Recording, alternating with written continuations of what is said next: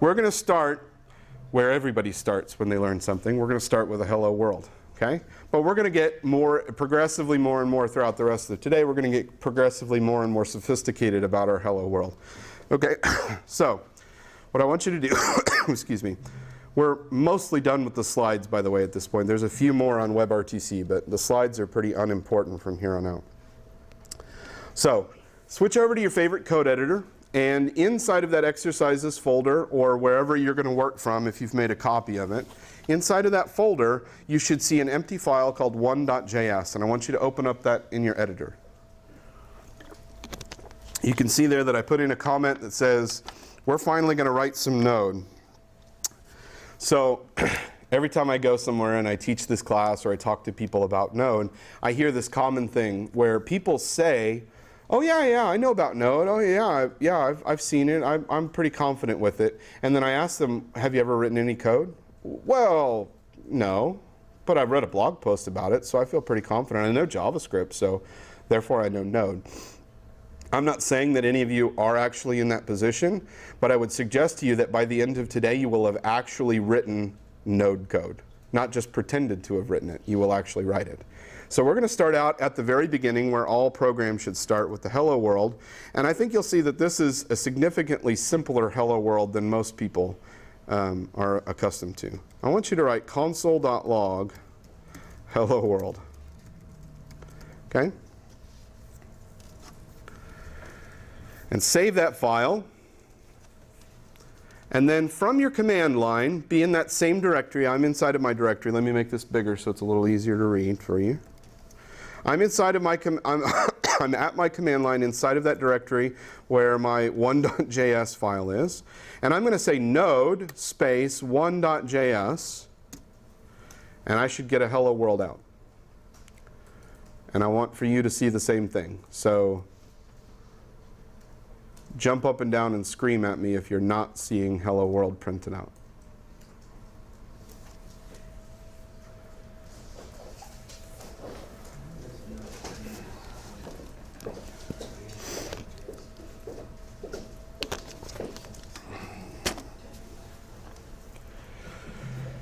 Well, that's it. That's the end of the workshop. You've written some Node code so we can all go home because everybody's now confident with Node, right? I'm just kidding. All right, so not terribly interesting that we were able to write a console log statement, but why did I start there? Well, the reason I started there is because I think there are some misconceptions about how Node actually works.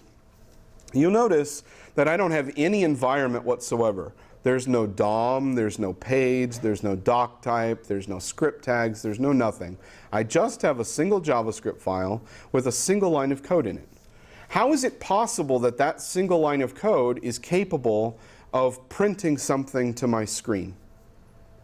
Have you ever stopped to wonder what must be underneath the covers for Node to be able to expose to me the capability to do something like I/O?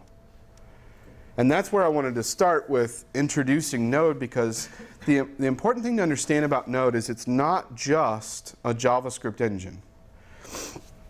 You can take the V8 engine, which is what Node has done. You can take the V8 JavaScript engine and you can compile it and you can run it on your server. And you can even feed in some JavaScript to it and it will duly do that code. But guess what you cannot do with V8 alone? You can't see anything that it does. Because V8 as a JavaScript engine, the JavaScript engine itself has absolutely no concept of what I/O means. It doesn't even make sense for the JavaScript engine to know what I/O means, because look at all the different various places it can run.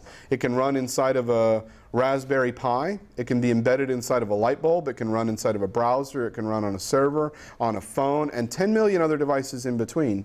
Every one of those has a different concept of what I/O even means. So the JavaScript engine itself doesn't have any concept of that. So Node, what makes Node special or important, is that Node is providing a hosting environment for that JavaScript. Your browser provides a hosting environment for that JavaScript. The Raspberry Pi SDK provides a hosting environment for that JavaScript. And what it does is it extends the JavaScript from its pure native sense, the kind of sense that we learned about yesterday, into an environment that lets you do stuff with it, like write to the screen, or open up and read a file, or make an AJAX request, or whatever. Those environments are what extend stuff. So if you think about the way JavaScript works in a browser, there's a whole bunch of things you do inside of the browser which you may have taken for granted as, well, that's just JavaScript. And it turns out, well, no, it's not just JavaScript. It's actually an extension to JavaScript provided to you by the host environment. When you do console.log inside of your browser, the browser and the developer tools have provided an I/O hook that allows for console.log to work. And the same is true of Node. Node has taken the standard out input-output stream, and it's given you a binding from their lower level C layer into JavaScript so that when we say console.log, we're actually printing some to the screen. Let me prove it to you. I want you to take out the console.log part, and I want you to instead do process.standardout.write. Save that. And if I haven't mistyped something, go back to your screen and type in node1.js again. You should know something slightly different. Does anybody see what the difference is?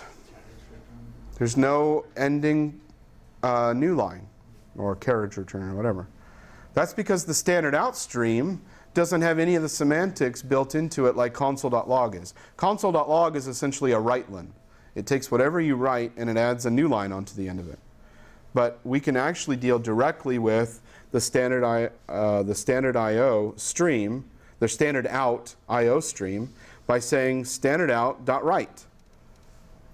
And you probably could guess that we could also do process.standardin.read, and we could read a character from the standard in input. If we were to pipe some input into our Node program in the way you do with Node, you could pipe a character in and you could read it using standard out, standard in. There's also a standard error for the standard output. So in a very real sense, in terms of mapping to Linux semantics, it's very low level. It has that sort of POSIX style interface exposed through JavaScript APIs. Console.log is a wrapper on top of process.standardout.write.